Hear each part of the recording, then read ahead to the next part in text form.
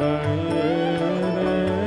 राधा रमण लाल कृष्ण गाइए रे, भजो राधे गोपाल कृष्ण गाइए। हे राधा वल्लभ लाल कृष्ण गाइए रे, भजो राधे गोपाल कृष्ण गाइए रे। राधा वल्लभ लाल कृष्ण गाइए रे, भजो राधे गोपाल कृष्ण गाइए। गोविंद गोविंद गाइए रे, भजो राधे गोपाल कृष्ण गाइए।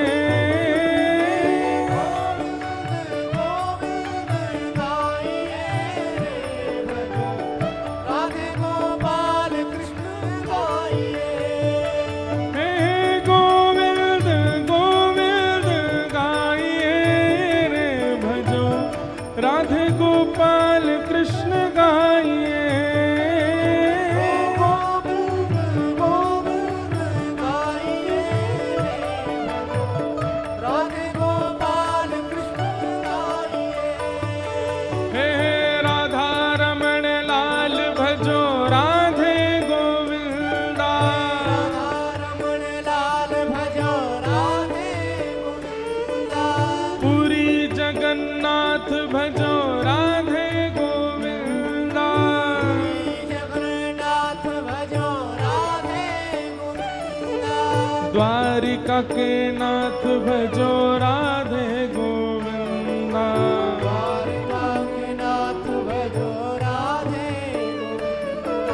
श्रीरंगनाथ भजो राधे गोविंदा। श्रीरंगनाथ भजो राधे गोविंदा। प्यारे गिरधर गोपाल भजो राधे गोविंदा। हरे गोपाल भजो राधे गोविंदा। हे भजो राधे राधे राधे राधे राधे गोविंदा। राधे राधे राधे राधे राधे भजो राधे राधे राधे राधे राधे गोविंदा। राधे राधे राधे राधे राधे राधे गोविंद भजो राधे गोविंदा।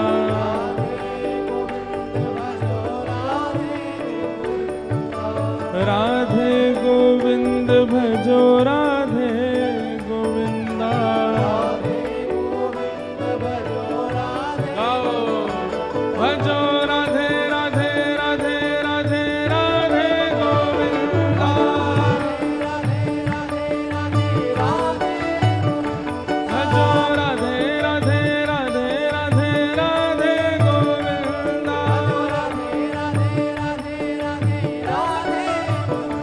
भजो राधे राधे राधे राधे राधे गोविंदा।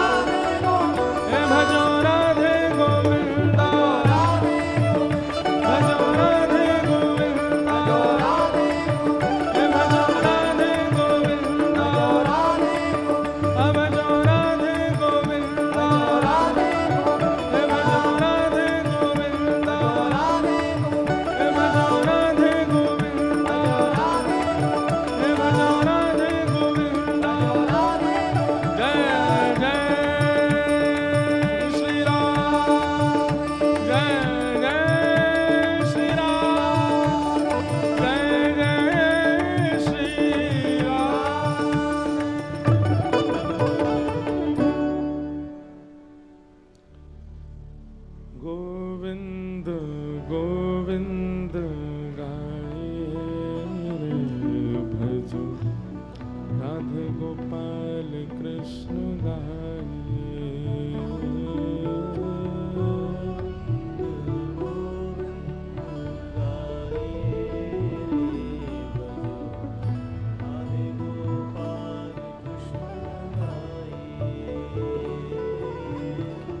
गोविंद गोविंद गाइए रे भजो राधे गोपाल कृष्ण गाइए रे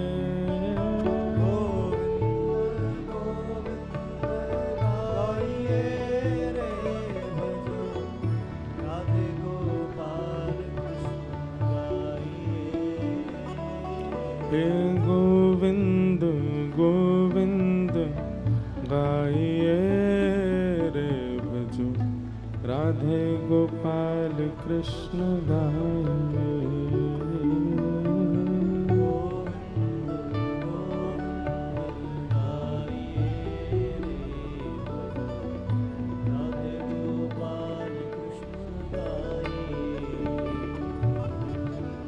बोलो वृंदावन बिहारी लाल की श्री राधा रमण लाल की श्री राधा वल्लभ लाल की श्रीमद्भागवत महापुराण की सब संतन की सब भक्तन की सब विप्रन की समस्त ब्रजवासिन की 84 कोस ब्रजमंडल धाम की जय जय श्री राम जय जय श्री राम जय जय श्री द्वारिकाधीश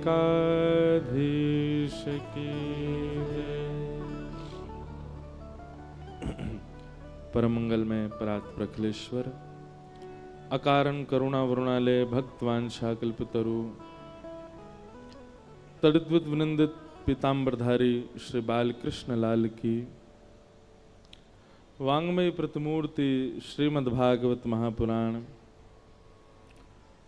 संत जनों के परमाशीर्वाद से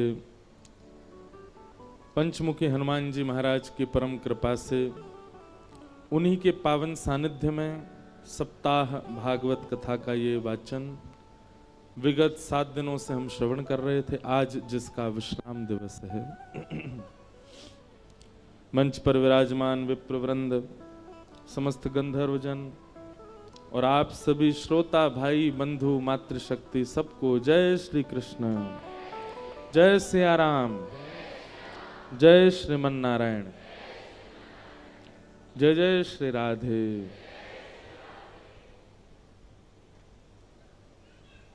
कथा का विश्राम दिवस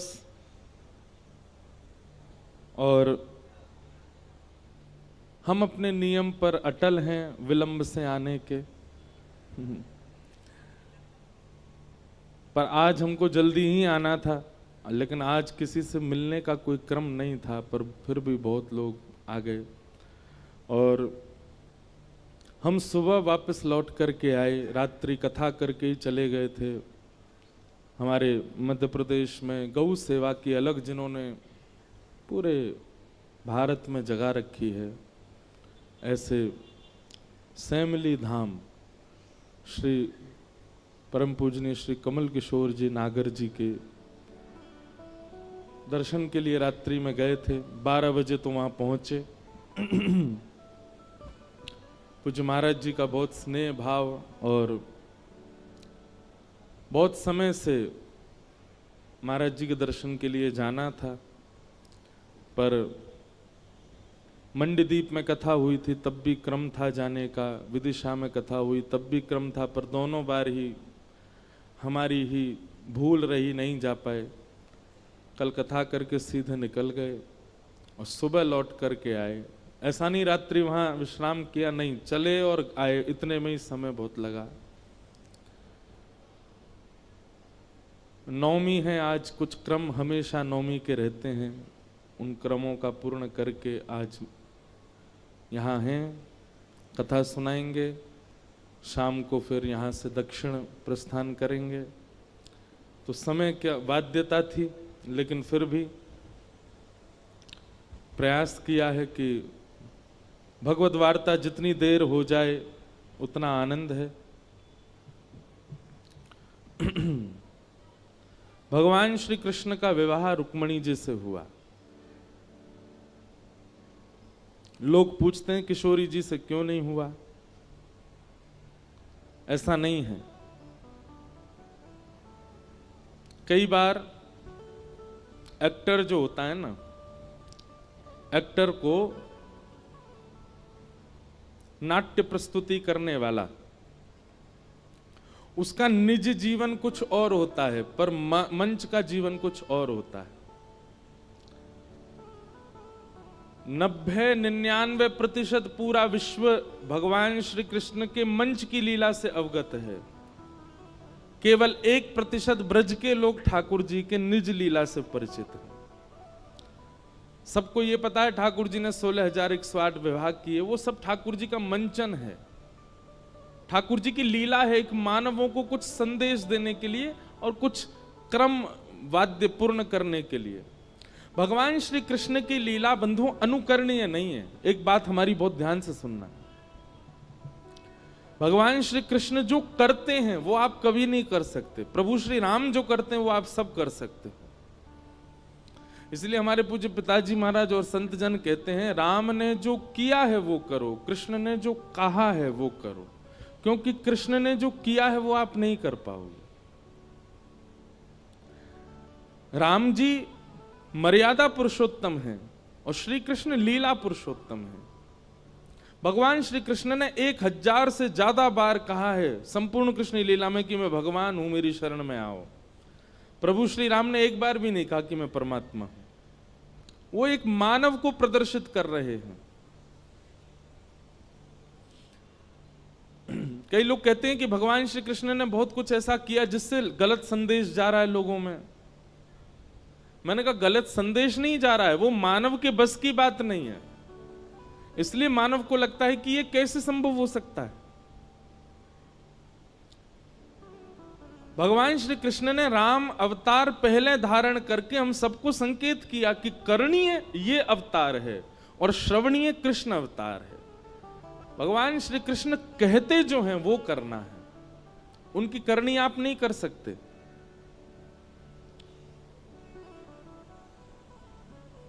तो निज ठाकुर जी का जो लीला स्वरूप है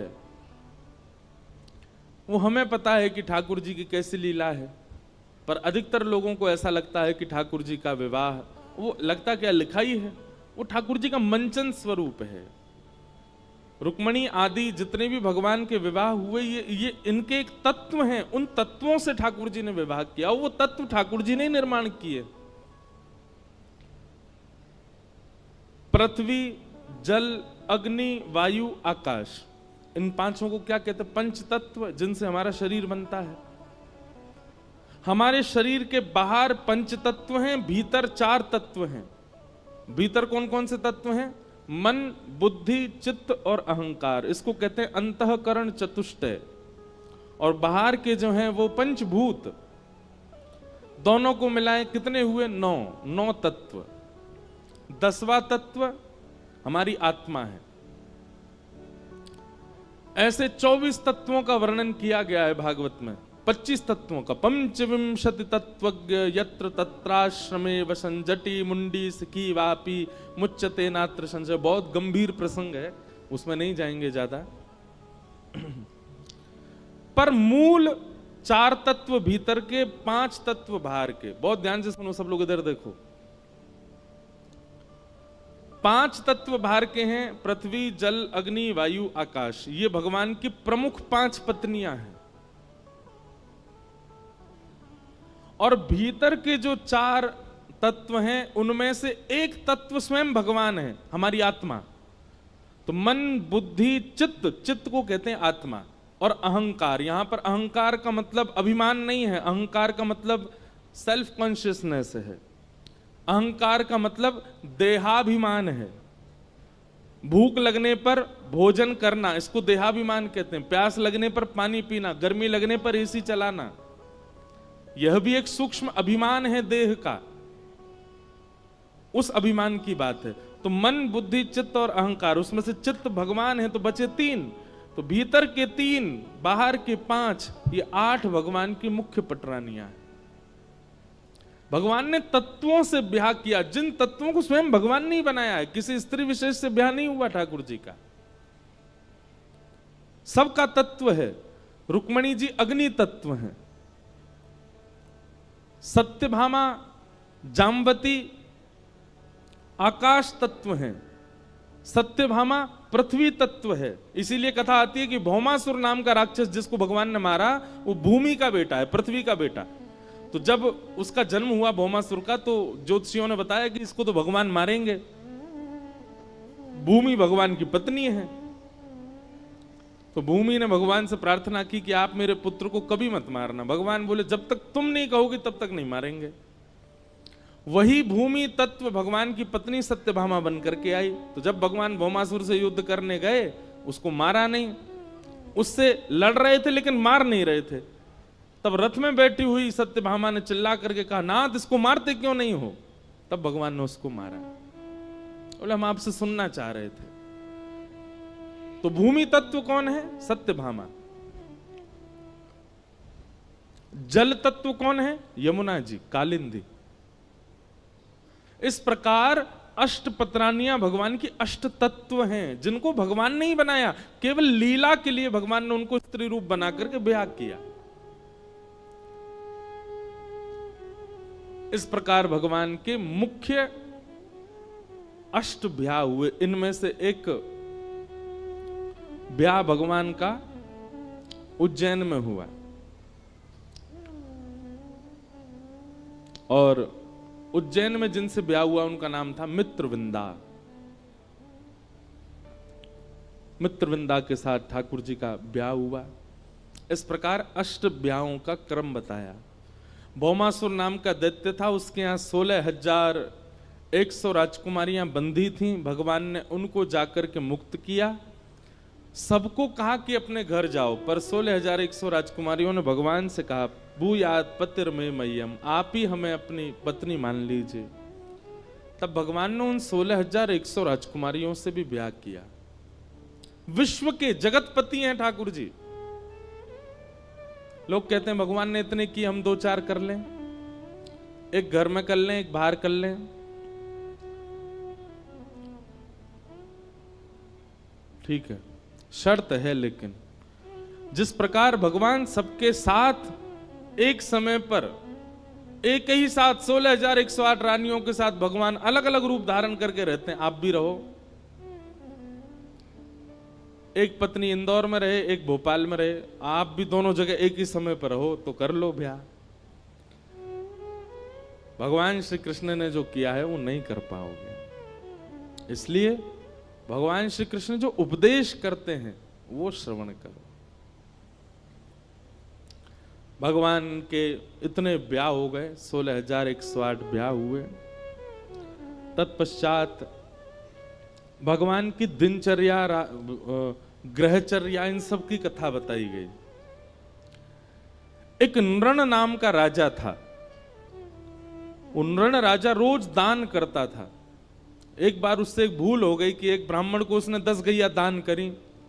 उनमें से एक गैया भाग करके आई और राजा की गौशाला में फिर से आकर के खड़ी हो गई। अगले दिन राजा ने 10 गैया फिर दान करी, तो जो गैया का पहले दान कर चुका था उसी का दोबारा दान कर दिया। दूसरा ब्राह्मण 10 गैया लेके जा रहा था। पहला ब्राह्मण 9 में से एक गैया को ढूंढ रहा था, और ढूंढता ढूंढता उसने दूसरे ब्राह्मण के यहाँ गैया को देखा। दोनों ब्राह्मणों में विवाद हो गया। राजा निष्कर्ष नहीं निकाल पाया, इसलिए ब्राह्मणों के कोप से राजा को गिरगिट बनना पड़ा, कृकलाश्य। भगवान ने कृपा करके उसको फिर मुक्त किया। दान बहुत सोच समझ के होना चाहिए बंधु। हमारे शास्त्रों में कहा जाता है, कुपात्र दानाच भवे दरिद्रम, दरिद्र भावेन करोति पापम, पाप प्रभावा नरकम प्रयाते, पुनर्दरिद्री पुनरेव पापी। दान बहुत सोच समझ के किया कीजिए। हर किसी को दान नहीं करना चाहिए। और आजकल तो बहुत भयावह माहौल हो गया है। दान के नाम पर कुछ भी हो रहा है। थोड़े विवेकी बनिए, कहां दान करना चाहिए इसका विचार किया कीजिए। सबसे उच्चतम दान कौन सा है पता है आपको? बताओ, सबसे श्रेष्ठ दान क्या है? ज्ञान का दान। किसी को ज्ञान देना। ज्ञान देना मतलब ऐसा नहीं कि वो, कई लोग तो मजाक में बोलते हैं ये तो ज्ञान ही बांटता रहता है, ऐसे नहीं। ज्ञान का दान मतलब किसी भटके हुए को कुछ समझा करके उसके भटकाव को रोकना, ये बहुत बड़ा दान माना जाता है। आपने उसको ज्ञान दिया, आपने उसको बचाया, आपने उसको कुछ समझाया। और ये बात हम नहीं कह रहे हैं, गोपियां कहती हैं गोपी गीत में, तब कथामृतम तप्त जीवनम कविभिरीडितम कल्मषापहम् श्रवणमंगलम श्रीमदाततम्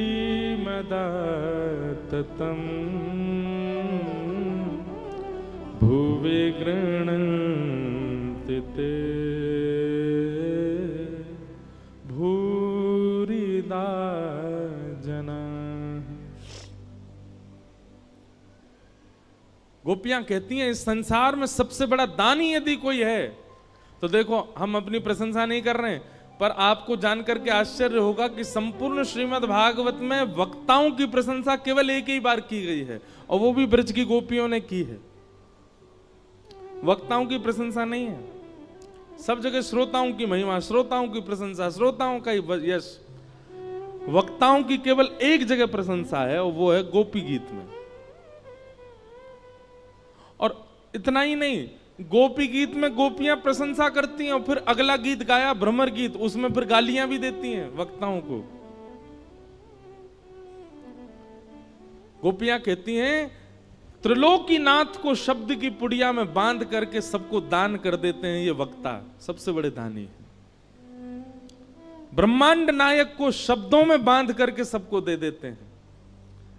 बिना वैकुंठ के, बिना वृंदावन के, बिना अयोध्या के, बिना सरयू तट के, बिना यमुना तट के श्री कृष्ण का साक्षात्कार करा देते हैं वक्ता, सबसे बड़े दानी। गोपियां कहती सबसे बड़ा दान क्या है? आप कथा सुनते हैं, कथा सुनने के बाद जब जाएं तो जो कथा में नहीं आए उनको जाकर के सुना दो कि आज हम क्या सुन के आए या हमने क्या प्राप्त किया। लेकिन एक बात याद रखिएगा, शास्त्रों में 10 नामापराध बताए गए, अपराध जो भक्तों को नहीं करने चाहिए। उनमें से एक अपराध पता है क्या है? जो व्यक्ति ठाकुर जी के यश को नहीं समझ पाता उसके सामने यश सुनाना।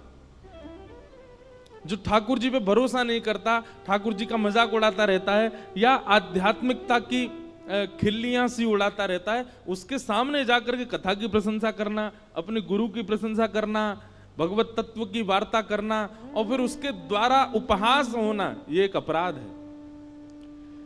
इसलिए पहले योग्यता पहचान लीजिए, सामने वाला योग्य हो तो ही सुनाओ।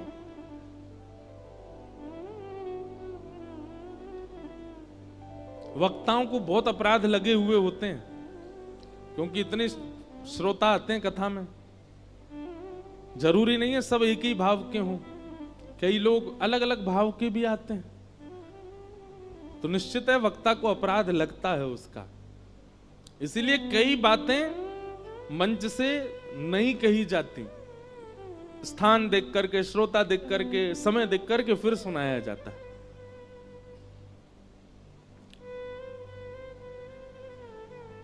तो दान ज्ञान का अच्छा, पर दीजिए उसी को जो उसको पचा सके, जो उसको संभाल सके, जो उसको रख सके। बीज को कहीं भी नहीं बोया जाता, सत्पात्र में ही बोया जाता है। जहां बीज अंकुरित हो सके वहीं डालते हैं हम। हर बीज का एक नियम होता है ना। अब मुझे तो इतनी नहीं आती प्लांटिंग करना, फार्मिंग करना, पर आप सब में से कोई जानकार हो, हर बीज का एक स्वरूप होता है कि वो इतनी मिट्टी में ही जाएगा तो फलेगा, इतनी धूप ही आनी चाहिए, इतना जल पड़ना चाहिए। तो ऐसे ही पात्र देख करके बताना चाहिए भगवत भावों को। ये बात आपके लिए, हमारे लिए नहीं। हम तो खुले मंच से कुछ भी कहें, ये तो कथा पंडाल है, अपराध तो लगता है, लेकिन फिर भी यह नियम है कि यहां तो सब सुनाना ही है। पर आप लोग जब एकांतिक किसी से मिलते हैं या अपने परिवार के लोगों के बीच में बैठते हैं, जो व्यक्ति ऐसा दिखता हो कि ये इस भाव को अच्छी तरह स्वीकार नहीं करेगा, मत सुनाइए, नहीं तो अपराध लगेगा। और जहां लगता है कि नहीं ये अधिकारी है इस भाव का, उसको तुरंत बताइए। सबसे बड़ा दान है।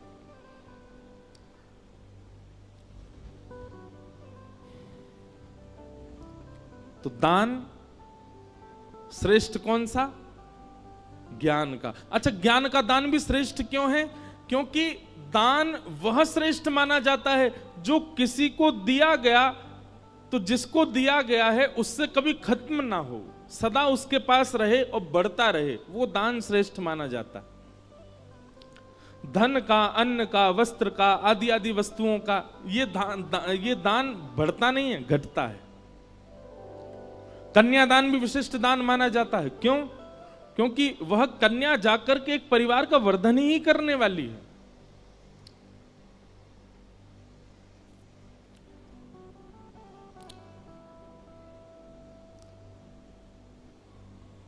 तो इस प्रकार राजा नृण की कथा बताई गई। फिर आगे प्रसंग आता है कि श्री नारद जी महाराज भगवान की गृहचर्या देखने गए कि भगवान अपने गृहस्थाश्रम में कैसे रहते हैं। तभी नारद जी ने जाकर के क्या देखा कि ठाकुर जी 16,100 राजकुमारियों के साथ एक ही समय पर अलग अलग रूप में अलग अलग भवनों में विलास कर रहे हैं, एक ही साथ। यह दर्शन करके नारद जी महाराज अत्यंत प्रसन्न हुए।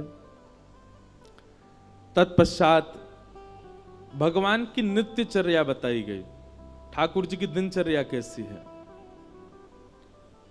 सुबह भगवान ब्रह्म मुहूर्त में उठ जाते हैं। अच्छा, एक बात सुनो, हमारा तो सिस्टम डामाडोल हो चुका है। अब कथाएं करते करते और भाग दौड़ में हमारा कोई नियम नहीं रह गया। अब सब उल्टे सीधे हो गए हैं। पर आप लोग संभालो। जिस व्यक्ति को, लिख लीजिएगा इस बात को, ठाकुर जी का जीवन में कभी साक्षात्कार करना हो, वो ब्रह्म मुहूर्त में उठना प्रारंभ कर दे। सूर्य उदय से पहले रात्रि जा रही है, उस काल में उठ करके और अपना प्राणायाम आदि, स्नान आदि करके और ध्यान निश्चित करे भगवान का। और यदि वो धाम निवासी है, लाइव में भी जो वृंदावन के लोग सुन रहे हैं कथा, प्रातःकाल ब्रह्म मुहूर्त में उठ करके स्नान करके चले जाओ, यमुना जी के तट पर जाकर के परिक्रमा करो। हमको बिहारी जी के गोस्वामी जी एक हैं हमारे बड़े, ठाकुर जी की खूब सेवा करते हैं। उन्होंने मुझको बताया, वो लाला तो एक सूत्र बता के जा रहा हूं। मैंने कहा बताओ महाराज जी। बोले काऊ दिना ऐसो नियम धारण कर लियो, जब तू ब्रज में रहवे लग जाए। अब तो हम रहते ही नहीं, हम दुनिया ब्रज में बस रही, हमारी कथा सुन के हम ही ब्रज से बाहर हैं।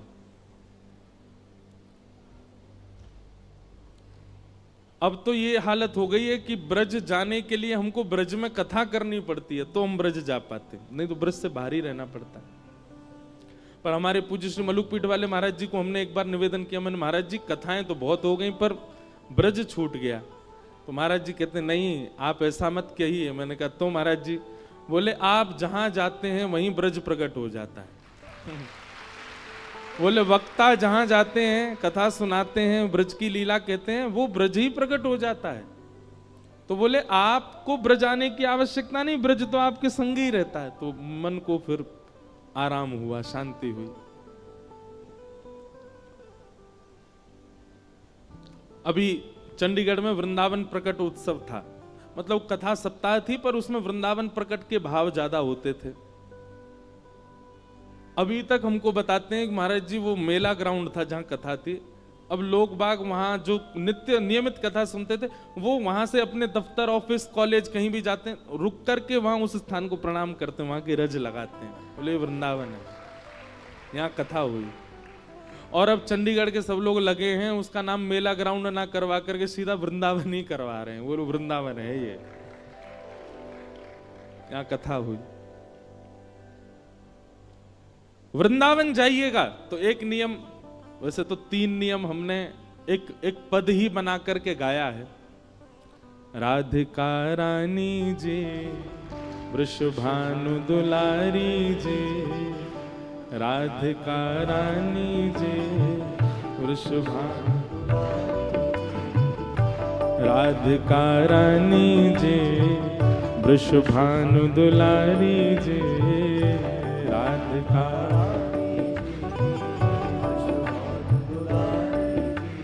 ओ सुन लो अरज हमारी हमारी, रहूं ब्रज रज को उपास उपास, रज को हे उपासी, रहूं ब्रज रज को उपास उपास।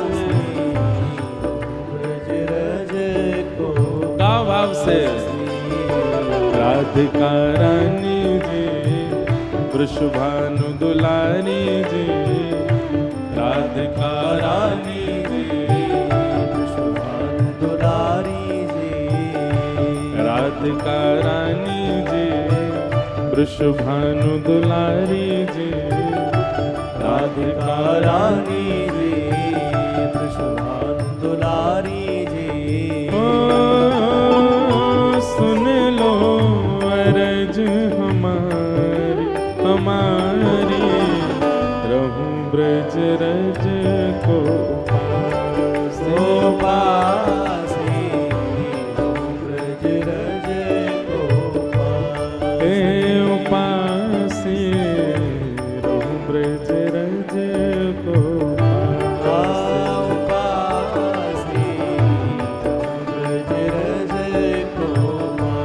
वृंदावन जावे वाले को पहलो नियम ध्यान से सुनिएगा। मंगला उठ यमुना जी जाऊं, मंगला उठ यमुना जी, मंगला उठ यमुना जी जाऊं, मंगला उठ यमुना जी। फिर प्यारे राधा वल्लभ के दर्शन पाऊं,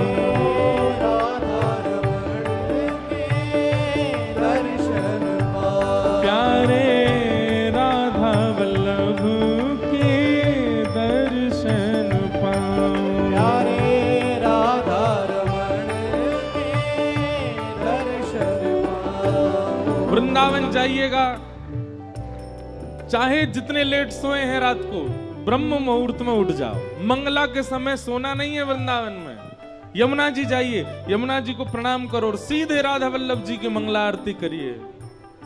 राधा वल्लभ के दर्शन पाऊं, राधा वल्लभ के दर्शन पाऊं। कृपा अभिलाषी जी, राधा रानी जी, कृपा अभिलाषी जी, श्री राधा रानी जी।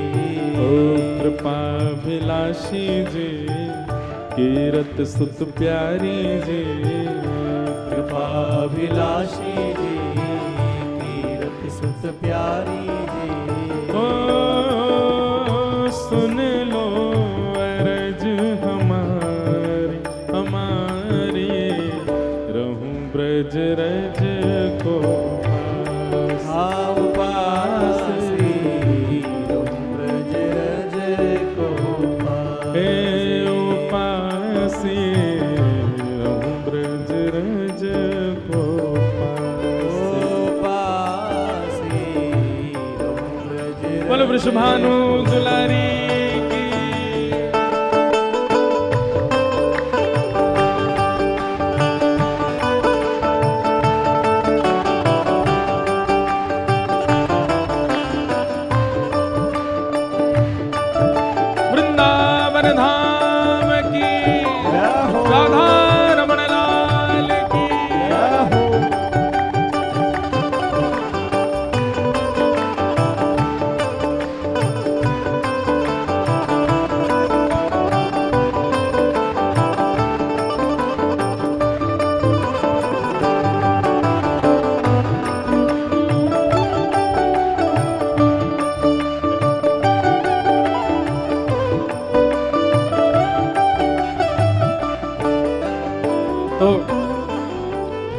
पहलो नियम कहा है, मंगला में उठ करके यमुना जी के दर्शन करने हैं। और दूसरा नियम कहा है, होटल पे नहीं खाना, रेस्टोरेंट में नहीं खाना, दुकानों पे नहीं खाना है। तो ब्रजवासिन के मधुकर पाऊं, ब्रजवासिन के मधुकर पाऊं, हे ब्रजवासिन के मधुकर पाऊं, ब्रजवासिन के मधुकर पाऊं। प्यारे राधा रमण संग नैन मिलाऊं, प्यारे राधा रमण संग नैन मिलाऊं।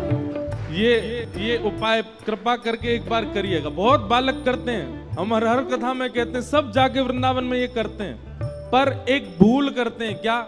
हमारे घर से ही मधुकरी मांगते हैं। हमारी मैया बड़ी परेशान, रोज के 200-300 बालक आते हैं, बोलो मधुकरी दो। इसमें एक नियम और सुनो, मधुकरी उस ब्रजवासी के यहां से पानी है जो आपका परिचय का नहीं है। परिचित के यहां मांगने में क्या है, वो तो थाली में लगा के दे देगा आपको। अपरिचित के यहां जाओ, डोर बेल बजाओ, गेट खटखटा दो, भीतर से ब्रजवासी निकल के आए, कहा है भैया कहां से आए हो? भोपाल से आए हैं। क्या बात है? आपके घर में जो कुछ भी बना हो थोड़ा सा हमको दे दीजिए, मधुकरी दीजिए। आप कहोगे ये कैसे संभव है, हमारी कोई इमेज नहीं है, हम किसी के घर जाके मांगेंगे? अरे भैया, ये वृंदावन है, ये भोपाल नहीं है, ये इंदौर नहीं है, ये मध्य प्रदेश नहीं है, ये वृंदावन है जहां ठाकुर जी स्वयं चोरी करके पाते हैं। हम तो मांग के पा रहे हैं। ठाकुर जी तो खिड़की से घुस घुस के चोरी करके खा जाए ब्रजवासी के। और एक बात सुनिए, हिमालय की तपस्या का फल, हरिद्वार के यज्ञ का फल, प्रयागराज के स्नान का फल हमारे वृंदावन के ब्रजवासी के मधुकरी के समान है। आप मधुकरी पाओ, और मधुकरी पाने के बाद ब्रजरज लगा के यमुना तट पर जाके नेत्र बंद करके बैठना, आपको एक क्षण के लिए शामा शाम दिखेंगे, निश्चित दिखेंगे। ब्रजवासिन के मधुकर पाऊं, ब्रजवासिन के मधुकर पाऊं, हे ब्रजवासिन के मधुकर पाऊं, ब्रजवासिन के मधुकर पाऊं। प्यारे राधा रमण संग नैन लगाऊं, प्यारे राधा रमण संग नैन मिलाऊं, ओ प्यारे राधा रमण संग नैन लगाऊं, प्यारे राधा रमण संग नैन मिलाऊं। महलन वारी जी, वृषभानु दुलारी जी, महलन वारी जी, वृषभान दुलारी जी, ऊंचे महलन वारी जी, बरसाने वारी जी, ऊंचे महलन वारी जी, बरसाने वारी। हे श्यामाजू, ओ सुन लो अरज हमारी हमारी, रहूं ब्रज रज को उपास, ओ पासी रहूं ब्रज रज को पासी, हे उपासे रहूं ब्रज रज को उपास, हे उपास। पासी रहूं करताल बजा के गाओ, ब्रज को जय हो। पासी। हे राधिका रानी जी, वृषभानु दुलारी जी, राधिका रानी जी, वृषभान दुलारी जी, ओ सुन लो अरज हमारी हमारी, रहूं ब्रज रज को पास, ओ पासी रहूं ब्रज रज को पासी। उपासी रहूं ब्रज रज को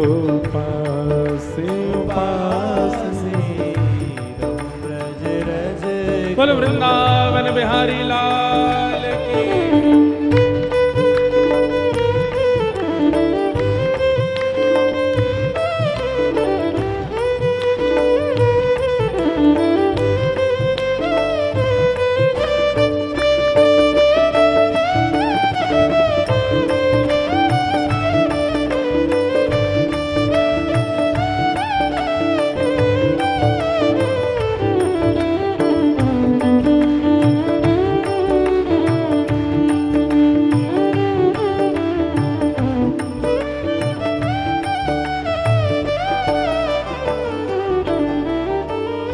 पहलो नियम मंगला में उठवे को, दूसरो नियम ब्रजवासीन के घर की मधुकरी पावे को, और तीसरो नियम रसिक जनन की सेवा पाऊं, रसिक जनन की सेवा पाऊं, ब्रजवासिन की सेवा पाऊं, ब्रजवासिन की सेवा पाऊं, प्यारे कुंज बिहारी के दर्शन पाऊं, प्यारे कुंज बिहारी के दर्शन पाऊं, प्यारे बांके बिहारी के दर्शन पाऊं, प्यारे बांके बिहारी के दर्शन पाऊं। जैसे हमारे ब्रज में ना बहुत संत रहते हैं, वो किसी से कभी कोई याचना नहीं करते, कुछ मांगते नहीं। गर्मियों के समय में जाओ तो ऐसी सामग्रियां उनके लिए लेके जाओ जो उनके भजन में सहायक बने। जैसे हम कभी कभी गिरिराज जी में भयंकर गर्मी होती है तो ग्लूकोज बांट के आते हैं सारे संतों को कि वो पान करें, उससे उनको लाभ मिले। हमारे ब्रज में गिरिराज जी में ऐसे संत हैं, 3 परिक्रमा गिरिराज जी की रोज लगाते हैं। 21 किलोमीटर की एक परिक्रमा, 3 परिक्रमा लगाते हैं। उनको कभी मोजा दिया है, कोई वस्त्र दिया है, कोई सामग्री दिया, और कुछ नहीं तो उनके पास बैठ करके थोड़ी देर चरण सेवा कर आए, उनके वचनामृत सुने आए, बैठ करके बस उनके थोड़ी देर भाव श्रवण कर लिए। यही रसिक जनों की सेवा है, ब्रजवासियों की सेवा है।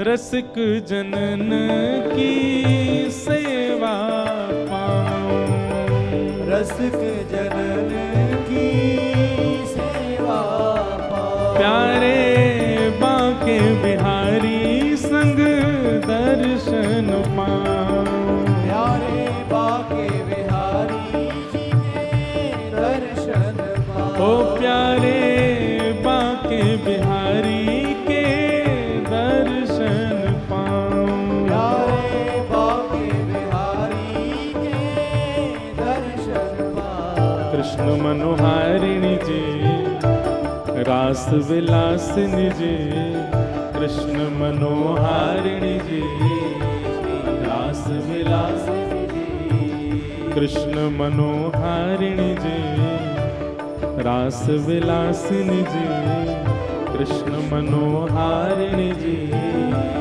रास विलासिनी जी।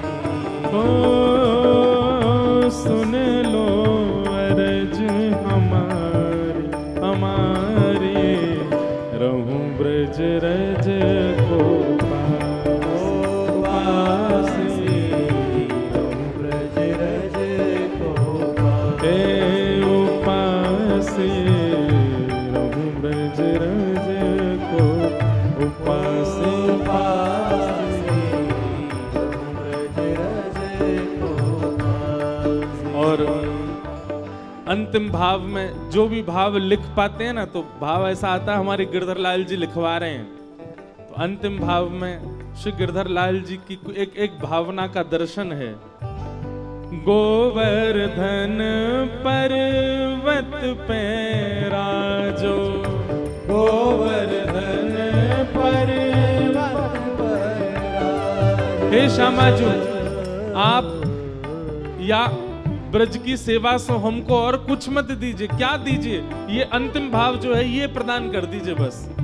गोवर्धन पर्वत पे राजो, गोवर्धन पर्वत पर राज। प्यारे गिरधर दर्श करा दो। प्यारे गिरधर लाल संग दर्श करा ओ प्यारे गिरधर लाल संग दर्श करा दो। प्यारे गिरधर लाल संग दर्श करा दो। बरसाने वाली जी कृष्ण मनोहारिणी जी, बरसाने वाली जी कृष्ण मनोहारिणी जी।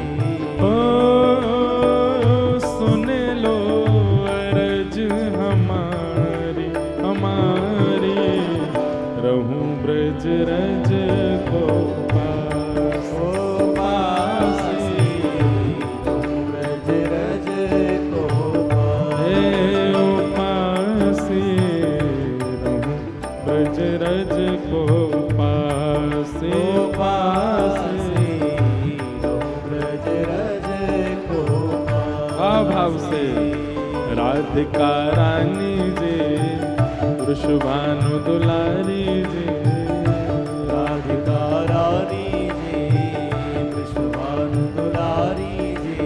हो सुन लो अरज हमारी हमारी, रहूं ब्रज रज को पास। ओ पासी ब्रज रज को हे ओ पासी, रहूं ब्रज रज को पास। ओ पासी ब्रज रज को आओ पासी, रहूं ब्रज रज को पासी।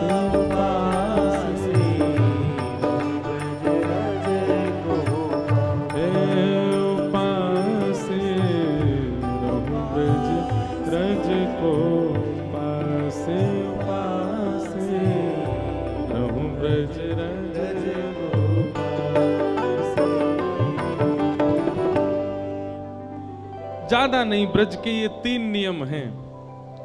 मंगला उत्थापन, मधुकरी सेवन और रसिक सेवा, ब्रजवासीन की सेवा। ये 3 भाव करने वृंदावन ठाकुर जी यही से प्रसन्न हो जाएंगे। पर वृंदावन जाके व्यक्ति सब करता है, ये तीनों ही नहीं करता। ना तो मंगला उठते हैं, ना मधुकरी मांगते हैं, ना रसिकों की सेवा करते हैं। तो 3 काम कीजिए। ठाकुर जी की दिनचर्या बताई गई। भगवान सुबह सुबह उठ जाते हैं मंगला में, और भगवान उठ करके फिर अपने भक्तों का स्मरण करते हैं। थोड़ी देर ध्यान लगा करके समस्त ब्रह्मांड में जितने भक्त ठाकुर जी का स्मरण करते हैं, सबका स्मरण ठाकुर जी उस समय करते हैं। तत्पश्चात भगवान स्नान आदि करके शंखनाद करते हैं, और शंखनाद होते ही पूरी द्वारिका उठ जाती है। भगवान के पांचजन्य शंख की ध्वनि से द्वारिका उठती है। तत्पश्चात भगवान गौशाला जाते हैं, गौ सेवा प्रारंभ की स्वयं करते हैं श्री ठाकुर जी। गैयाओं के बीच रहते हैं, गैयाओं से स्नेह करते हैं, सब गैयाओं को स्वयं जाकर के देखते हैं। नगर भ्रमण करते हुए ठाकुर जी फिर अपनी स्वधर्मा सभा में आते हैं। सभा में आकर के मंत्री, महामंत्री, सेनापतियों की वार्ता सुनते हैं। जहां जाना, जो करना, वो सब क्रियाएं करते हैं। रात्रि में ठाकुर जी परिवार को समय देते हैं, सबके साथ बैठ करके प्रसाद पाते हैं और फिर विश्राम करते हैं। इस प्रकार ठाकुर जी के सारे नियम बताए गए। दिनचर्या कैसी ठाकुर जी की।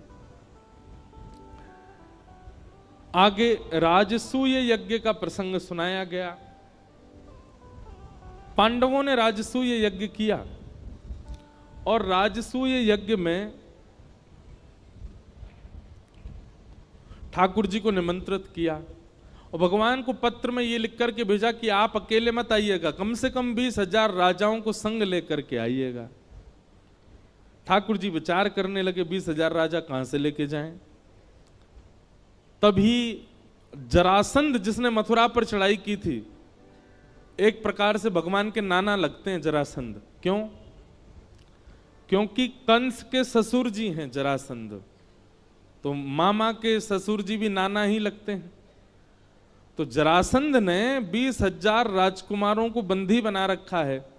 ये खबर ठाकुर जी को पता चली तो भगवान ने फिर योजना बनाई, पहले जरासंध के यहाँ जाएंगे, वहां से 20,000 राजकुमारों को मुक्त करके फिर जाएंगे यज्ञ में। भगवान अपने साथ अर्जुन और भीम को लेकर के जरासंध के यहां गए। मगध नरेश, बिहार के राजा हैं जरासंध। जरासंध सामान्य नहीं था, 10,000 हाथियों का बल था जरासंध में, जिसको भगवान ने 17 बार हराया और 18वीं बार रण छोड़ करके भगवान द्वारिका भाग गए थे मथुरा से। क्यों भागे थे? क्योंकि जरासंध ब्राह्मणों को अनुष्ठान पर बैठा करके आया था कि अब की बार मैं हारना नहीं चाहिए, यदि हारा तो आप सबको जान से मार दूंगा, और यदि जीता तो इतनी दक्षिणा दूंगा कि आप ब्राह्मणों को कभी किसी से मांगना नहीं पड़ेगा। तो ब्राह्मणों के हित के लिए भगवान रण छोड़ करके भाग गए। आज भगवान पुनः जरासंध के यहां जा रहे हैं। रूप बदल करके गए, भेष बदल करके गए अर्जुन, भीम और भगवान। जरासंध का नियम है कि वो ब्राह्मणों को मुंह मांगा दान देता है, क्योंकि ब्राह्मणों के आशीर्वाद से जीता था।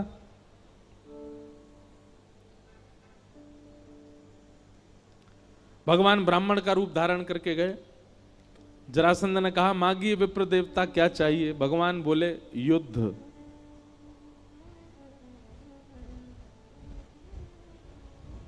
जरासंध बोला, मोल महाराज क्षमा कीजिएगा, ब्राह्मण दुनिया की कोई भी वस्तु मांग सकता, युद्ध नहीं मांग सकता। और यदि ब्राह्मण युद्ध मांग रहा है तो इसका मतलब वो ब्राह्मण नहीं है, निश्चित ही वंश में कहीं दिक्कत तो है। ब्राह्मण का युद्ध में रुचि नहीं होती। आप कौन हैं? अपना रूप बताइए मुझे। भगवान ने अपना रूप दिखाया। योगेश्वर कृष्ण को देख करके जरासंध बोला, मुझे पता था तुम ही होगे, पर एक बार रण छोड़ करके जो मेरे सामने से भाग जाता है, भगोड़ा है, मैं उससे युद्ध नहीं करता दोबारा। कायर हो तुमसे युद्ध नहीं करूंगा। हाँ भाई, तुम अपना मुख दिखाओ। अर्जुन ने अपना मुख दिखाया। बोले, ओहो, पांडवों के मध्यस्थ भ्राता अर्जुन, तुम तो छोटे हो, छोटे बालक हो, बालकों से युद्ध नहीं करता मैं। तीसरे से कहा, तुम अपना रूप दिखाओ। तो भीम ने अपना रूप जब दिखाया, जरासंध बोला, हाँ ये मेरी टक्कर का है, इससे युद्ध करूंगा। सूर्य उदय होते ही आप तीनों मेरे शत्रु हैं, और विशेष रूप से ये मेरा शत्रु है भीम, और सूर्यास्त होते ही आप तीनों मेरे मेहमान हैं। बिना अस्त्र शस्त्र के केवल मल्ल युद्ध होगा भीम और जरासंध के बीच में। कृष्ण और अर्जुन का उस युद्ध में प्रवेश नहीं होना चाहिए। आप लोग बस बाहर बैठ के दर्शनार्थियों की तरह, दर्शकों की तरह देखोगे। भीम बोला, ये होलिका का श्रीफल मुझे ही बनना था क्या? भगवान बोले, मेरे हाथों मरना होता तो 17 बार चढ़ाई की थी इसने मथुरा पे, तभी मर गया होता।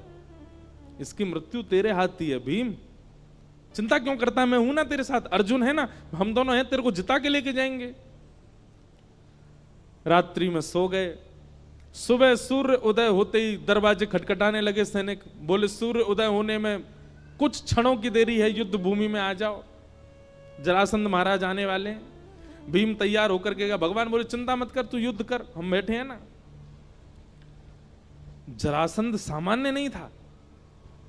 जैसे ही सामने भीम आया, जरासंध ने एक मुष्टिक प्रहार किया। एक मुष्टिक में ही भीम मूर्छित हो गया, तारे दिख गए उसको, उठ ही नहीं पाया।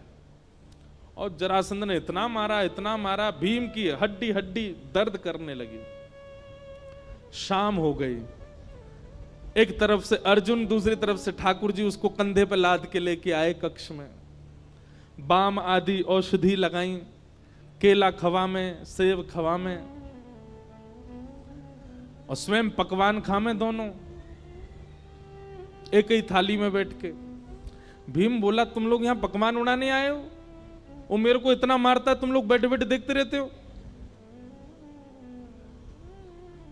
भगवान भीम के पास गए और भीम से जाकर, बहुत अच्छी कथा है, ध्यान से सुनना। भीम से भगवान कहते हैं,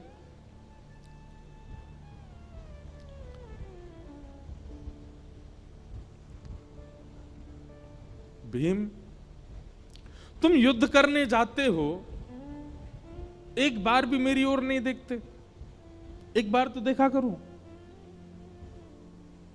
क्या पता मैं कुछ संकेत बता दूं। अब मेरा तो युद्ध भूमि में प्रवेश नहीं है ना, मैं तो बाहर ही बैठूंगा, मेरी ओर देखा तो करो कभी कभी।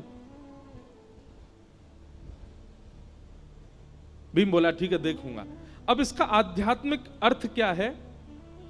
जरासंध है मैं और आप सब जीवात्मा, भीम है मैं और आप सब जीवात्मा, और जरासंध है हमारे कर्म। हम सूर्य उदय होते ही अपने कर्मों से युद्ध प्रारंभ कर देते हैं। हम सबका युद्ध चालू हो जाता है सूर्य उदय होते ही।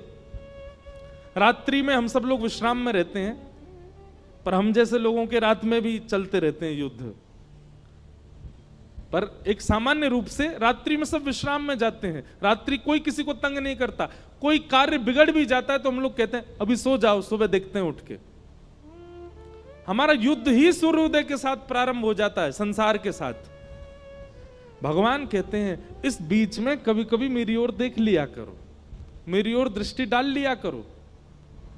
भोपाल में 365 दिन रहिए, लेकिन 7 दिन के लिए यदि कोई ब्रजवासी कथा सुनाने आया है तो आके सुन लिया कीजिए, कोई बुराई नहीं है।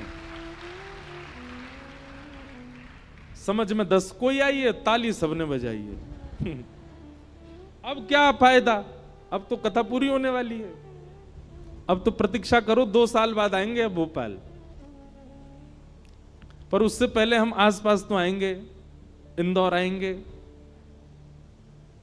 सागर आएंगे, और कहां आएंगे, नर्मदा यात्रा पे भी आएंगे। तो अभी तो 2 साल में तो बहुत कुछ होगा, पर 2 साल बाद जब भोपाल आएंगे तब छुट्टी ले लेना, पहले ही बता देना अपना, जहां भी आप काम करते हो, जहां भी आप लोगों का कार्य है या स्कूल कॉलेज जो भी है, सब जगह बता देना हमको टाइफाइड हो गया है, 7 दिन नहीं आ पाएंगे। ज्यादा नहीं, 7 दिन मांग रहे हैं, 7 दिन तो पूरी कथा को दिया कीजिए। ये बहुत आवश्यक होता है जीवन के लिए। आप सब लोग युद्ध कर रहे हैं अपने कर्मों से। अभी बस ये 1 घंटा बाद आप सबका युद्ध शुरू हो जाएगा, फिर लड़ोगे। 7 दिन जब तक कथा चल रही थी तब तक ये लग रहा था कि थोड़े युद्ध थमे हुए हैं, थोड़ा हमारे जीवन के युद्ध जो हैं, जो इतने ज्यादा आक्रमण भीष्म पितामह की तरह बाणों की सैया पर लेटे रहते हैं हम लोग, लेकिन 7 दिन के लिए थोड़ी राहत लगती है। अभी फिर शुरू हो जाएगा 4-5 बजे से आप सबका वही संसार का सब क्रम। इसलिए जब कभी भी कथा हो, हमारी नहीं किसी की भी हो भोपाल में, अगर अच्छे वक्ता हैं जिनके वचनामृत से कुछ परिवर्तन। अच्छा एक बात और सुनिए, वक्ता के वचन सुनकर के वक्ता नहीं ठाकुर जी प्रिय लगने चाहिए, ऐसी कथाएं सुना करो। हम इस बात पर आपको बार बार टोकेंगे। बिचौलिया से लड़का का गुण सुनो तो लड़का प्रिय लगना चाहिए, बिचौलिया नहीं। पता चली लड़की बिचौलिया के संगी चली गई, वो सुनाने तो आया था कि वो लड़का ऐसा है, उसके काम ऐसे हैं, गुण ऐसे हैं। वो लड़का छोड़ो, तुम ही बढ़िया हो, तो दिक्कत हो जाएगी।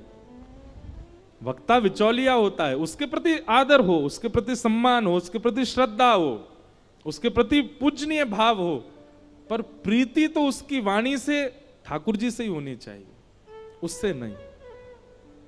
कई लोगों की वाणी ऐसी होती है कि उनसे प्रीति हो जाती है, नहीं, गलत है।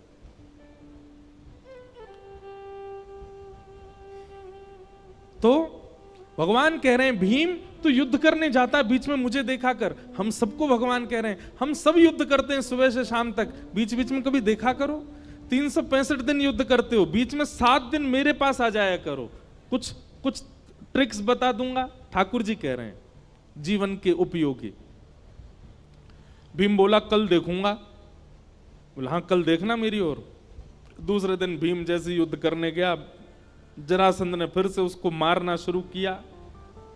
नीचे गिर के जरासंध बैठ गया भीम के ऊपर, और भीम ने दृष्टि घुमाई, ठाकुर जी केला खा रहे थे। भीम ने भगवान की ओर देखा, भगवान ने तुरंत एक पत्ता उठाया और बीच से अलग किया। भीम समझ गया मुझे क्या करना। उसने ऐसा दाव पेच खेला, जरासंध के एक पैर पर अपना एक पैर रखा, दूसरा पैर पकड़ करके बीच से उसको चीर दिया, और दोनों भाग अलग करके, जैसे ही जरासंध को देखा अचेत पड़ा है, मर गया, भगवान की ओर भुजा उठाने लगा, मैं जीत गया, मैं जीत गया, मेरी विजय हो गई। भगवान बोले पीछे देख। पीछे देखा तो जरासंध फिर एक हो गया, फिर से उसने मारना शुरू किया, हाथ पांव फिर टूट गए। शाम को फिर से भगवान उसको कंधा पे लाद के ले गए, बिस्तर पे जाके लेटा दिया, भगवान अपना भोजन पानी करने लगे। भीम बोला आप लोग तो खाने आए हो, यहाँ पे कुछ करते तो हो नहीं, आनंद ले रहे हो, मैं पिटता हूं पूरे दिन। भगवान बोले तुझसे कहा था मेरी ओर देख, कल आज देखा तो था मैंने आपकी ओर। अब देखो कितनी अच्छी बात ठाकुर जी कह रहे हैं, समर्पण की भावना से देख, मैं अपने कार्य में सफल हूं, इस स्वार्थ भावना से मत देख। मेरे जीवन में जो होगा मेरे लिए उचित होगा, मुझे प्रॉफिट हो आप दे देना, लॉस हो तो भी आपकी कृपा। ऐसे समर्पण भावना से देख। तू मेरी ओर किस भावना से देख रहा था? विजय की भावना से, मुझे जीतना ही है। नहीं यार भीम, जीतने की भावना से नहीं। कर्म का फल क्या मिलेगा ये मेरे हाथ में निर्भर है। कर्मण्येवाधिकारस्ते, तुम्हारा अधिकार केवल कर्म पर है। मां फलेषु कदाचन, फल तो मैं दूंगा, तू केवल अपना कर्म कर। समर्पण की भावना से मेरी ओर देख, जीतने की भावना से नहीं। भीम बोला कल देखूंगा। बोला हाँ ठीक है। दूसरे दिन युद्ध हुआ और भीम ने समर्पण की भावना से ठाकुर जी को देखा। आज विजय की भावना नहीं थी, समर्पण था। नाथ, जो है जीवन सब आपका है, आप निश्चित करिए, जो आपको उचित लगे वैसा हो।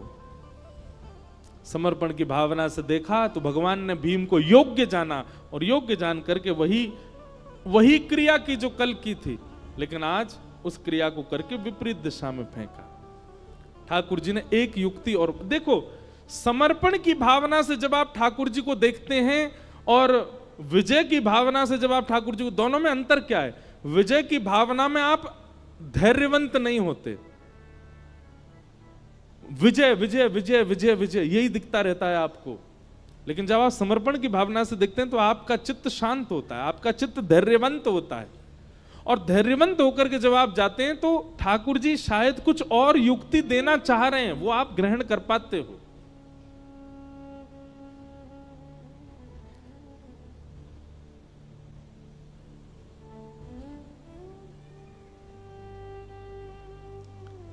भगवान ने जब भीम को देखा कि आज समर्पण है, तब पत्र बीच से अलग करके विपरीत दिशा में फेंका। भीम को संकेत मिल गया कि करना वही है जो कल किया था, बस बीच से अलग करके छोड़ नहीं देना है, विपरीत दिशा में डालना है ताकि ये एक ना हो सके। तब भीम ने वही दाव पेच खेला, बीच से दुर्योधन जरासंध को अलग करके विपरीत दिशा में फेंका। नहीं एक हो पाया और जरासंध के प्राण निकल गए। तब भगवान को आज प्रणाम किया, बोले नाथ क्षमा करना, कल मुझसे भूल हुई, आज मैंने अपनी भूल सुधारी। भगवान बोले अब जरासंध का वध हो गया, तुम सफल हुए, चलो। 20,000 राजकुमार जो बंदी बने थे उन सबको मुक्त किया और लेकर के भगवान राजसूय यज्ञ में गए।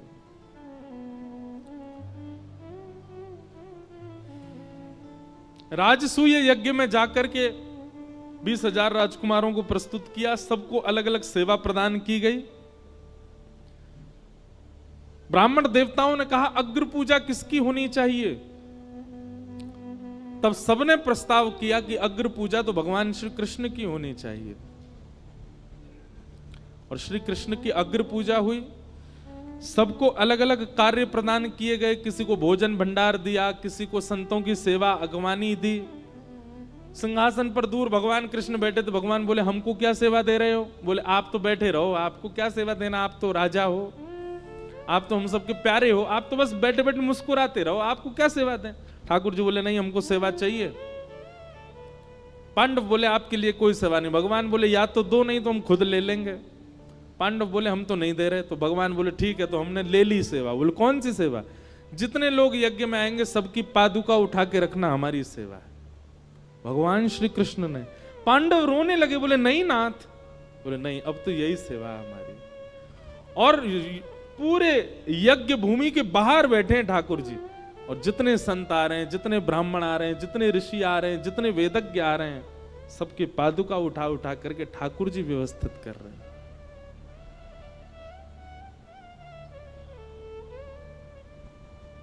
बंधुओं, भगवान श्री कृष्ण के आप भक्त हो तो कुछ कुछ लक्षण ठाकुर जी जैसे भीतर आने चाहिए। और ठाकुर जी का कोई लक्षण आए चाहे ना आवे, एक लक्षण तो आना चाहिए। क्या? दीनता। ठाकुर जी बहुत दीन है। नीचे बैठने में, झुकने में, दीन बनने में ठाकुर जी को बिल्कुल संकोच नहीं होता, नेक में ही हो जाते हैं। आज का व्यक्ति दीन होना भूल गया है, वो दीन नहीं बन पाता। उसको पद प्रतिष्ठा और पदवी की इतनी ज्यादा इच्छा होती है कि वो उससे परे जा ही नहीं सकता।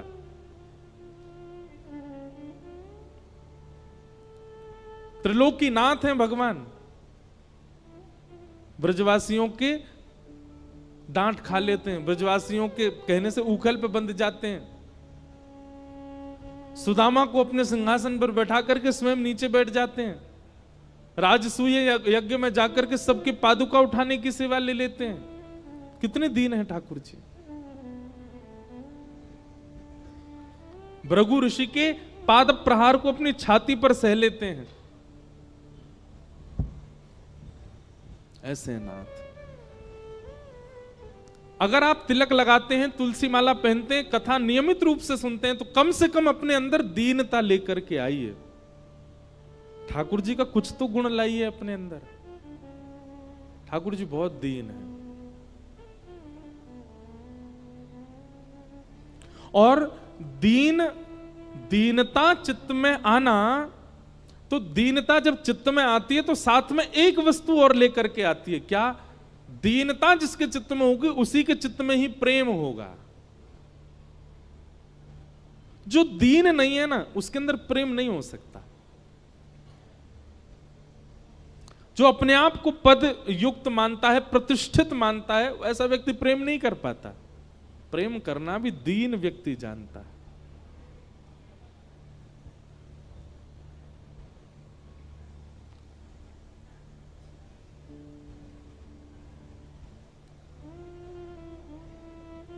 भगवान पादुका उठा रहे हैं और पांडवों का राजसूय यज्ञ पूर्ण हुआ। इसी यज्ञ के प्रारंभ में भगवान ने शिशुपाल का वध भी किया। क्यों? शिशुपाल ने 100 से अधिक गालियां भगवान को दी।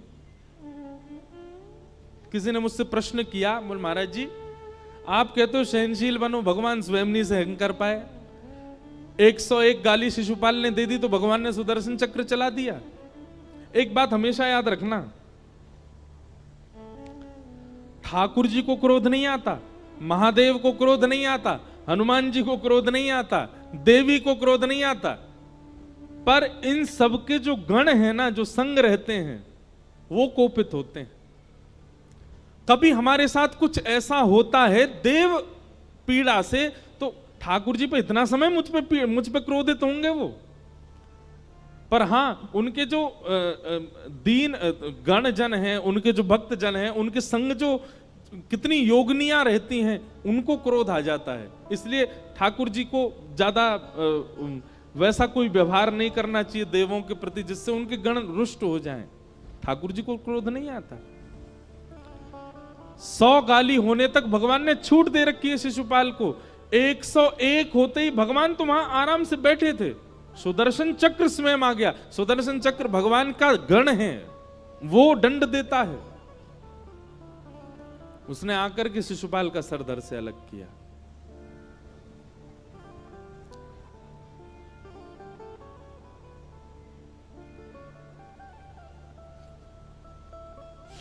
इस प्रकार राजसूय यज्ञ हुआ।